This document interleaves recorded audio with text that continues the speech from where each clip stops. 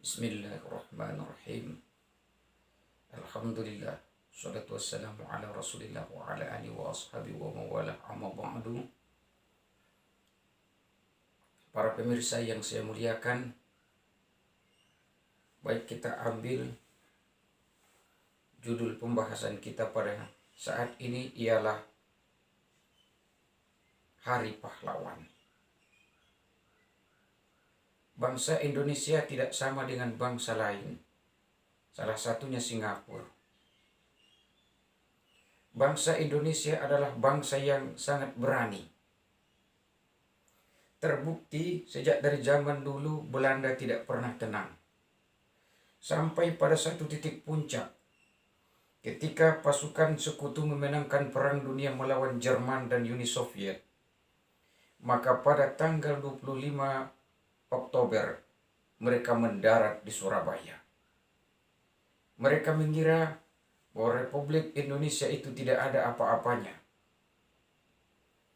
Tanggal 28 Oktober, apa yang mereka kira itu dalam euforia kemenangannya meleset 100%. Mereka diserang oleh pemuda-pemuda Indonesia, sehingga tidak sedikit korban yang jatuh. Para pemirsa yang saya muliakan, pasukan bersenjata di Surabaya pada waktu itu ada sekitar 100.000 orang. Sedangkan pasukan yang congkak, pasukan Inggris pada saat itu sekitar 5.000 sampai 6.000 orang dari Brigade 49 Infanteri di bawah pimpinan Jenderal Malabi. Nah, sebetulnya sudah terjadi komunikasi antara Presiden Soekarno dengan Mayor Jenderal Sir Philip Christison, pimpinan tentara sekutu di Jakarta. Namun karena miskomunikasi dengan apa yang terjadi di Surabaya, maka Belanda memanfaatkan hal itu. Belanda dengan kemenangan sekutu, mereka mengambil keuntungan. Apa keuntungan yang mereka ambil? Mereka menjadikan sekutu dan Inggris itu sebagai partnernya untuk mencengkramkan kembali kekuasaan mereka di Indonesia ini. Inilah liciknya Belanda itu. Politik adu domba. Kalau dia tidak mampu, orang lain dia tumpangi. Para pemirsa yang saya muliakan, lalu orang Belanda itu mengadakan pesta di Hotel Orange. Kalau hanya sekedar pesta bangsa Indonesia atau pemuda Surabaya pada saat itu tidaklah masalah. Tetapi pesta yang mereka adakan sangat melukai harga diri bangsa Indonesia. Mereka menaikkan bendera merah putih biru. Lalu pada awal dilalui dengan adu mulut dengan pemuda Indonesia. Setelah adu mulut berakhir dengan baku hantam. Lalu dengan senjata api. Maka bendera itu warna hijaunya dirobek oleh pemuda Indonesia. Dijatuhkan ke tanah. Mulailah terjadi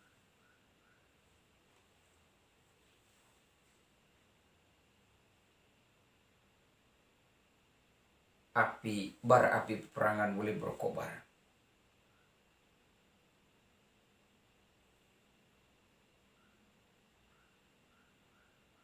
Para pemirsa yang saya muliakan,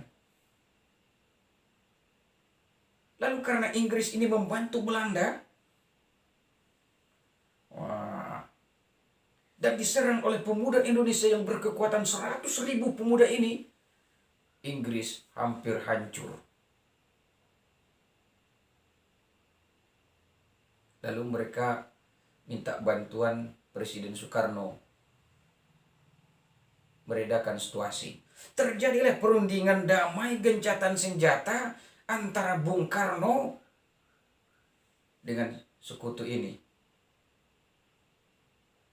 di bawah pimpinan Mayor Jenderal Houghton.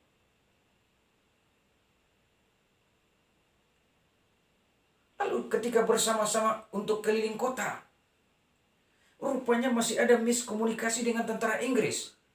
Maka Inggris membombardir mobil yang dikendarai oleh Malabi. Mereka lemparkan granat. Maka apa yang terjadi? Tewas sudah Jenderal Malabi. Yang menurut versi Inggris, itu tewasnya oleh pemuda-pemuda Indonesia. Ini menjadi bahan renungan bagi kita betapa hebatnya Jerman berperang melawan sekutu. Namun tidak satu pun jenderal mereka yang mati. 5 hari baru mendarat di Indonesia, Jenderal Malabi mati. Lalu karena Malabi mati ini timbul emosi dari Mayor Jenderal Philip Christison. Maka mereka mengirim pasukan besar di bawah pimpinan Mayor Jenderal Menser ke Surabaya.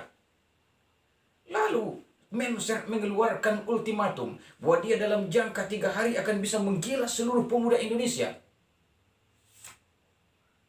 Ultimatum itu dikirim lewat udara supaya pemuda Indonesia meletakkan senjatanya 100 jar dan mengangkat tangan sebagai tanda menyerah.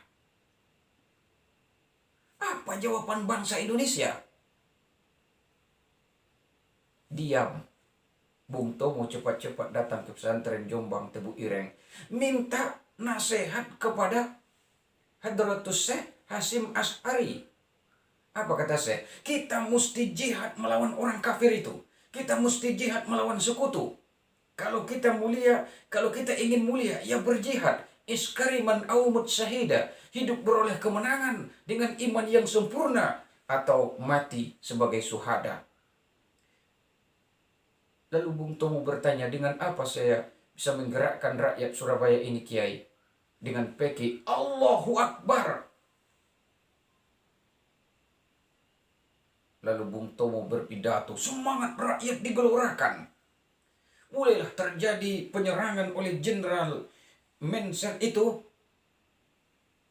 Hadirin para pemirsa yang saya muliakan, dengan peki Allahu Akbar, merdeka atau mati itu, pertempuran bergelora. Sekutu sudah merasakan bahwa mereka akan mencapai kemenangan.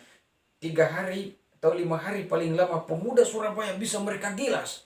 Tapi perkiraan itu sangat meleset. Bahkan ketika pesawat sekutu itu terbang, diisi oleh Brigadir Jenderal, salah satunya Robert Guy Loder Simon. Robert Guy Loder Simon mati juga. Berarti sudah 2 jenderal mereka yang mati di medan pertempuran Surabaya. Maka apa yang mereka perkirakan meleset. Bangsa Indonesia kalau sudah mengamuk seperti banteng ketaton, seperti harimau yang terluka, mereka tidak peduli kepada sekutu yang menang dalam perang dunia melawan Jerman. Mereka tidak peduli terhadap itu. Mereka peduli terhadap harga dirinya. Bahwa kemerdekaan harus ditebus dengan pengorbanan. Hubbul watan minal iman. Cinta tanah air itu bagian daripada iman. Akhirnya semangat demikian berbuah. Secara berangsur dan beringsut, Inggris mulai dikosongkan dari Surabaya. Di-over ke tempat lain. Maka pada tanggal 10 November itu diperingati sebagai Hari Pahlawan. Bangsa yang besar adalah bangsa yang mau menghargai jasa para pahlawannya. Bangsa yang kerdil, bangsa yang tidak mau menghargai jasa para pahlawannya. Justru itu, sebagai generasi penerus bangsa, kita sangat bangga, sangat bahagia, sangat bersyukur kepada Allah Subhanahu wa Ta'ala atas perjuangan para nenek moyang kita, para pahlawan bangsa kita, yang mereka tidak diharapkan dicatat oleh kita. Mungkin barangkali mereka berharap tidak dikuburkan di Taman Makam Pahlawan, tetapi mereka berharap agar anak cucunya suatu hari nanti menikmati jerih payah dari perjuangan mereka. Justru itu, mari kita kirimkan Al-Fatihah buat pahlawan kita yang sudah gugur. Semoga mereka ditempatkan di makom yang terpuji. Al-Fatihah. A'udzubillahi minasyaitonirrajim. Bismillahirrahmanirrahim. Alhamdulillahirabbil alamin. Ar-Rahmanir-Rahim. Maliki yaumiddin. Iyyaka na'budu wa iyyaka nasta'in. Ihdinas siratal mustaqim. Siratal ladzina